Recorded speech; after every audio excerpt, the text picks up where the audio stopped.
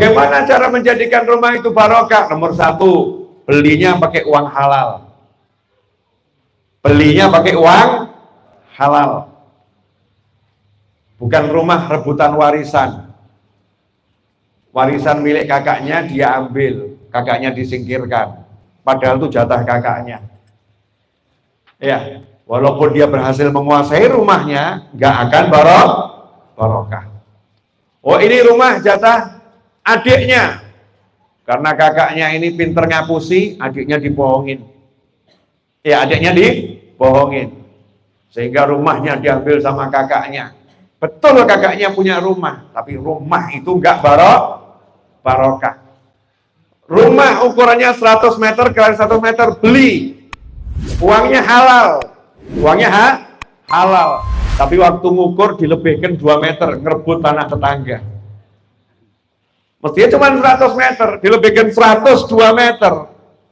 Mencuri tanah tetangga 2 meter. Atau 10 cm tanah tetangga yang dia niatin dicuri, bukan karena nggak sengaja ya. Sengaja itu dia mencuri. Walaupun kamu sholat di atas rumah itu, kamu yang beli ya, bukan orang lain, kamu yang beli, sholat di situ, ngaji di situ, maka tanahnya tidak barokah. Kenapa? Pondasinya haram. Landasannya haram. Bangun rumahnya, uangnya harus halal. Masya Allah, bangun rumah beli besi, hasil ngapusi.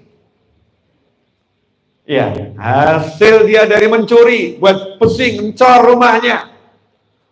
Udah tanahnya bagus-bagus halal, pondasinya nggak halal, nggak barokah. Ya nggak barokah. Kalau udah nggak barokah itu rumah, bagaimana yang penghuni akan dapat rahmat? Bagaimana yang penghuni akan dapat kasih sayangnya Allah Subhanahu wa ta'ala? Maka berkah itu kelihatannya nggak kelihatan, ternyata itu pentingnya luar biasa. Ya sangat-sangat penting berkahnya rumah. Nah kalau udah alhamdulillah insya Allah kita husnudzon, rumah kita halal, bangunnya halal ya. Tapi kalau kegiatannya nggak halal, duduknya suami istri gunjing, ngerumpi, ghibah, namimah, bahkan nggak punya tempat untuk khusus sholat, yang ada tempat untuk nonton TV berjamaah. Ruang nonton TV berjamaah ada, yang ditonton film, sinetron, drama, macam-macam lah. Saya nggak mengatakan tontonan yang haram, nggak. Saya nggak tahu yang ditonton apa ya. Tapi ada itu, ruang nonton TV berjamaah ada, tapi ruang untuk sholat berjamaah nggak ada. Oh, sholat bisa di mana-mana. Giliran sholat bilang bisa di mana-mana. Giliran nonton TV nggak mau di mana-mana. Wah, kalau nonton TV di dapur ya nggak nyaman toh ya. Nonton TV masa di teras nggak nyaman. Harus dibuatkan ruang khusus. Wah, subwoofer yang khusus, pakai sound yang khusus, pencahayaan yang khusus, bisa diredupkan. Buat apa? Nonton TV berjamaah. Giliran ditanya mau sholat berjamaah di mana?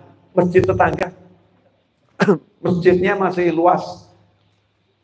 Ya betul masjidnya masih luas, tapi Nabi menyatakan SAW, jangan jadikan rumahmu seperti kuburan. Jangan jadikan rumahmu seperti kuburan. Maksudnya apa? Makmurkan rumahmu dengan sholat, dengan baca Al-Quran. Dianjurkan sholat sunnah bukan di masjid, sholat sunnah di rumah. Ya kecuali kalau sampai rumah nanti tidur ngantuk, ya udah ba'diyahnya di masjid. Tapi dianjurkan di rumah, bukan di masjid untuk sholat sunnah. Tahajud di kamarmu, kasih tempat khusus buat tahajud. Sudut di kamar ada buat nonton TV, tapi buat sholat nggak ada. Sudut di kamar ada buat duduk, scroll aplikasi macam-macam, tapi buat untuk baca Al-Quran nggak ada. Lah kalau rumah kita nggak ada tempat ngaji, nggak ada tempat sholat, nggak ada tempat zikir, pertanyaannya malaikatnya mau parkir di mana?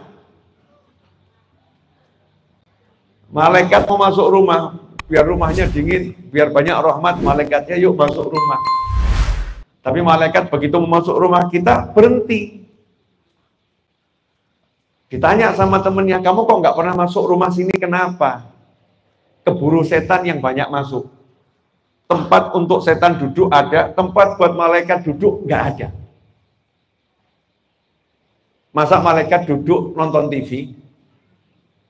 Kan ya enggak. Malaikat duduknya kan di tempat orang baca Al-Quran. Kalau Al-Quran dibacakan, turun malaikat. Malaikat duduk di tempat orang cari nonton ilmu, kecuali kamu punya TV khusus nonton YouTube Habib Novel. Ngaji. Khusus nonton YouTube-nya Gus Baha, ngaji. Ya, khusus nonton YouTube-nya misal saja ya, Buya Yahya, ngaji, cari ilmu. Kalau YouTube-nya khusus 24 jam tidak boleh diganti, Masjidil Haram, dengar Al-Quran terus. Atau TV-nya 24 jam nggak boleh diganti, Nabawi, dengarnya hadis terus. Ya, insya Allah malaikat parkir di situ. Tapi jujur, apakah TV kita begitu? Nah, ini kembali pada pribadi masing-masing. Mau rumahnya barokah atau tidak? Nggak usah ngecek rumah orang lain, nggak usah ngeritik rumah orang lain, nggak usah jelekan orang lain, biasakan cek diri sendiri. Mana ya ruang saya untuk betul-betul sholat di mana? Ruang saya betul-betul belajar di mana ya? Belajar ilmunya Allah Ta'ala di mana? Itu kalau rumah kita udah dibuat begitu, cakep. Nah, di antaranya kalau rumah pengen barokah, ketika rumahnya siap terima tamu. Rumahnya siap terima tamu. Itu orang-orang Pulau Jawa Timur dahulu. Ya, orang-orang Pulau Jawa Timur dahulu. Karena saya tinggal di Pulau Jawa, saya bilang Pulau Jawa. Saya nggak tahu Kalimantan, Sumatera, Sulawesi, saya yakin sama. Ya, saya yakin sama. Maksud saya, orang-orang dulu mau di Jawa, di Kalimantan, Sumatera, Sulawesi, ada di Papua, ada di Aceh, mau ada di Indonesia bagian ujung, orang dulu konsepnya sama, suka sama tamu. Ya, suka terima tamu. Coba rumah tipe Jawa zaman dahulu. Di luar, ya di luar belum masuk sudah menyediakan minum. Belum masuk udah disuguhi. Sekarang udah masuk dan dari subuh agak tertentu. Ya, yang mau nyugi juga takut. Sugi itu kerasan repot. Disuguhi nanti kalau dia betah repot saya. Orang dulu belum masuk rumah ada kendi itu. Betul kan? Ada kan? Kendi. Bahkan dibuat nyaman. Dikasih padasan. Kalau mau cuci tangan, cuci muka, cuci kaki, disiapkan lincah. Ya, lincah ya. Kalau sekarang namanya kursi malas. Dulu namanya lincah di luar itu panjang. Bukan kantor, panjang, betul. Panjang. Kenapa? Siap menerima tamu. Yang mau duduk di depan dulu, kamu tunggu, cuci muka, air dulu diminum. Begitu duduk, tidak pernah sepi itu di dapur. Mau kacang ada, mau telo ada, mau pohon ada.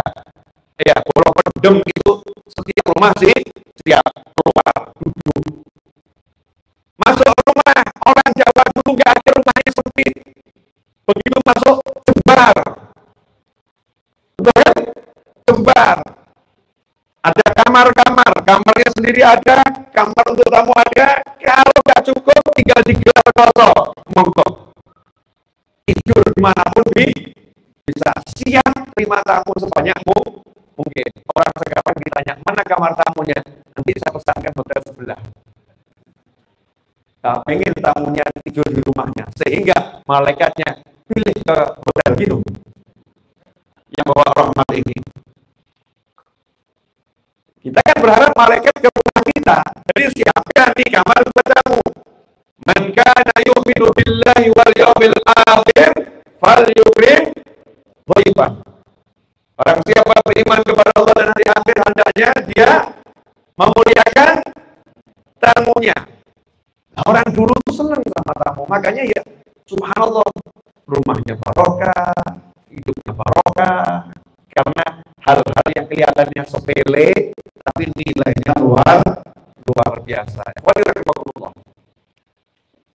Kemudian ada yang ngomong waktu live, suaranya diterima putus-putus. Ya mungkin karena sinyal. Saya lagi ada di Pajangan Bantul. Di sini banyak sinyal-sinyal. Ya, sinyal-sinyal wallahu alam di sini. Ya, mungkin sinyalnya saya kurang bagus di sini, mungkin putus-putus ya, mungkin putus-putus. Coba Mas Fadil dicek betul nggak hasilnya putus-putus suaranya.